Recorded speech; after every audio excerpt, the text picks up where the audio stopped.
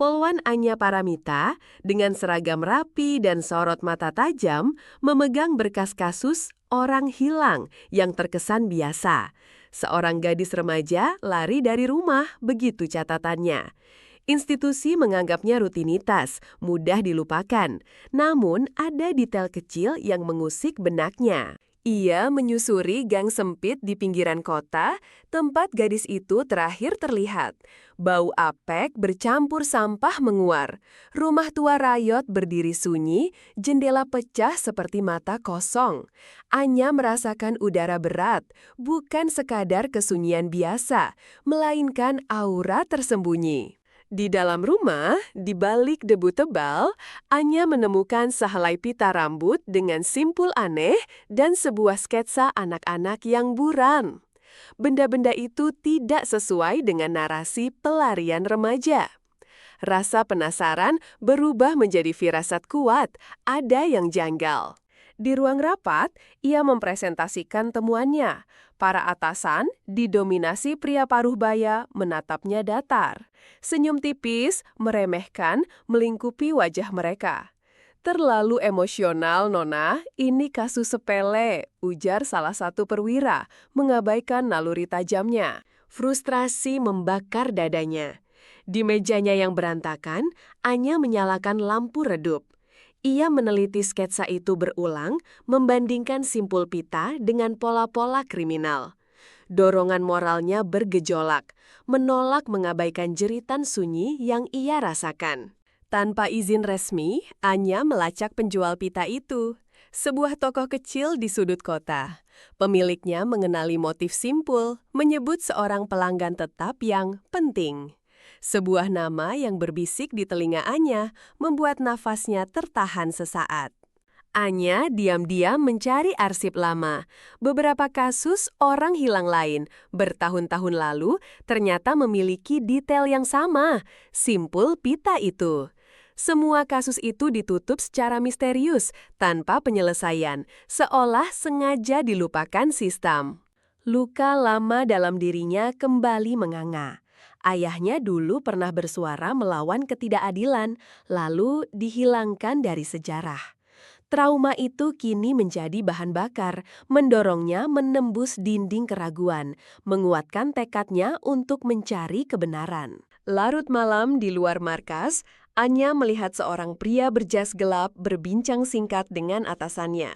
Ekspresi mereka datar, namun ada tatapan peringatan yang mengarah padanya. Sebuah firasat buruk menancap, seolah ia sedang diawasi. Pita, sketsa, kasus lama, dan pria berjas. Teka-teki ini membentuk pola mengerikan. Kasus gadis remaja itu bukan yang pertama. Ia hanyalah korban terbaru dari sebuah praktek terorganisir yang dilindungi.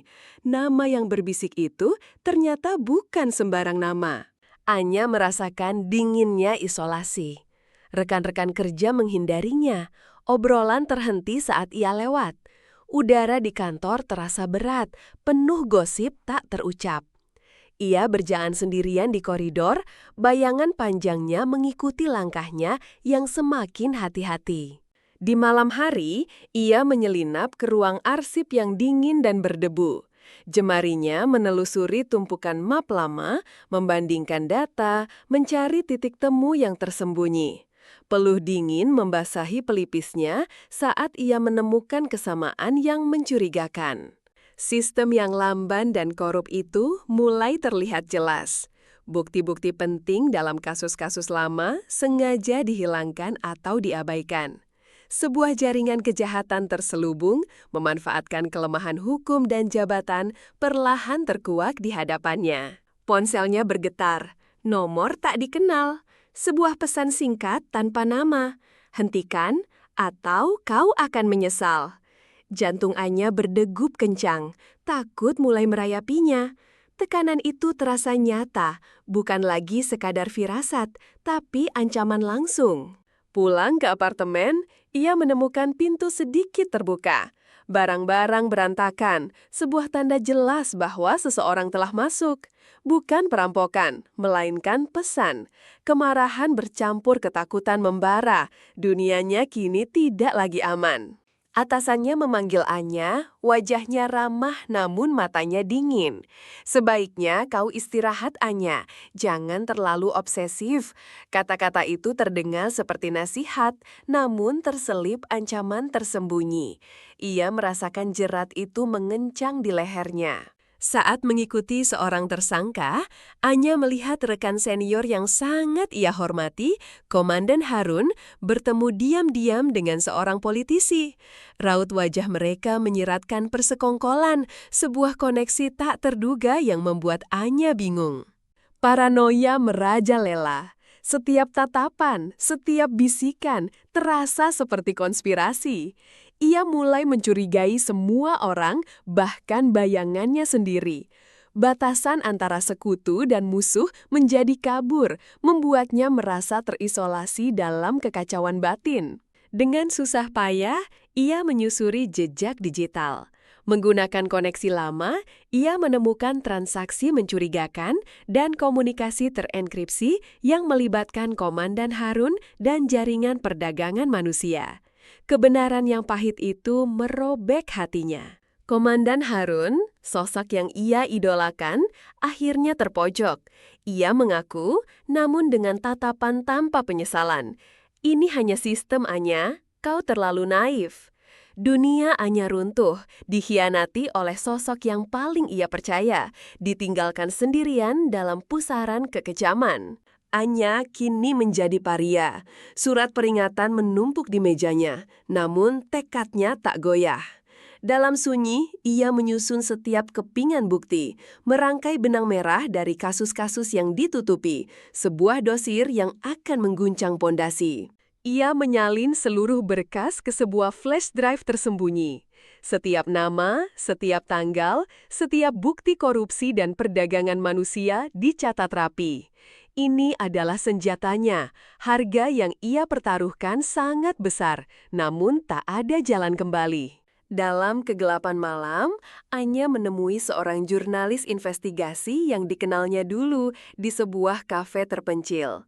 Mata jurnalis itu membesar saat melihat isi berkasnya. Sebuah kesepakatan sunyi terjalin. Kebenaran akan menemukan jalannya. Jurnalis itu mempublikasikan laporan Anya. Berita meledak, menjadi sorotan nasional. Foto-foto korban, bukti transfer, dan nama-nama pejabat yang terlibat tercetak jelas.